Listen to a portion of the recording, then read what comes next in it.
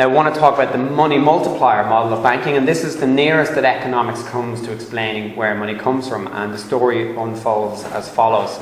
So the central bank might print a new €100 note, and that will make its way into circulation. Eventually someone will deposit that with a bank, and the bank will write down new balance €100. The bank might keep a little bit aside and lend out the rest, so they might keep €10 aside and somebody might borrow €90 from them. Now eventually that €90 will change hands, it'll get deposited with a bank, and the bank will write down new balance €90. Exact same thing happens again, the bank might keep €9 aside and lend out 81. Eventually the 81 changes hands, it gets deposited with a bank, and that bank writes down new balance €81. So under this system, there's only €100 of cash in the world, but it's actually several bank balances now. One reads 100, one reads 90, one reads 81, and this process continues. And each of these bank balances behave as if they're money in the economy. And this is known as the money multiplier effect, and it's the nearest that economics comes to explaining where money comes from. Now, it doesn't actually apply for a number of reasons, the most obvious of which is that this would only actually apply if banks process loans in cash form. So just to go right back to the start, let's say the central bank prints a new €100 note, someone deposits that with a bank, the bank writes down new balance €100. If a second customer walked in to borrow €90 of the bank, at this stage they'd leave with a higher bank balance and not the cash, and the model just immediately breaks down. Even if this model is extended to take account of how things happen electronically, so instead of printing a €100 note, the central bank might create €100 worth of central bank reserves. This model would only actually apply if those central bank reserves were taken out of interbank payments as each loan is processed. And of course that doesn't happen. So this model of banking just doesn't apply anymore.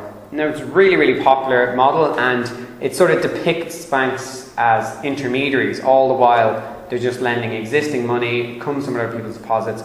They're only really indirectly creating money through each loan. And it is a really popular concept, this idea that banks are intermediaries. It pops up all over the place. I have a few examples.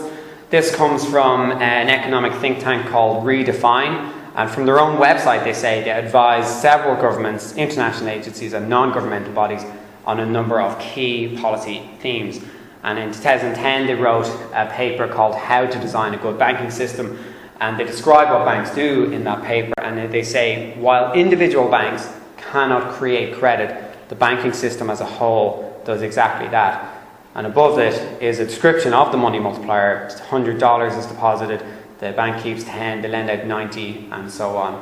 So these guys advise several governments on a number of key policy issues, but they just don't understand the modern banking system.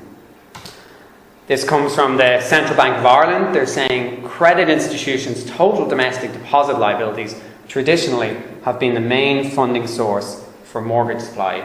Or in other words, mortgages are funded from other people's deposits. But of course that's just not the case. Now if that were the case, banks could never lend out more than they had on deposit. And when that happened, again, central bank doesn't want to acknowledge that banks are creating money to lend. So they're suggesting that much of the surplus was sourced from the United States. And the word intermediary appears after that as well. So this model of banking, with banks being intermediaries, is really popular. This is probably the worst example. This comes from the BAL Committee on Banking Supervision at the Bank for International Settlements. So these are the guys who wrote the BAL Accords 3, and they decide what liquidity coverage ratio a bank should have. They decide what capital adequacy ratio should keep a bank safe, and so on.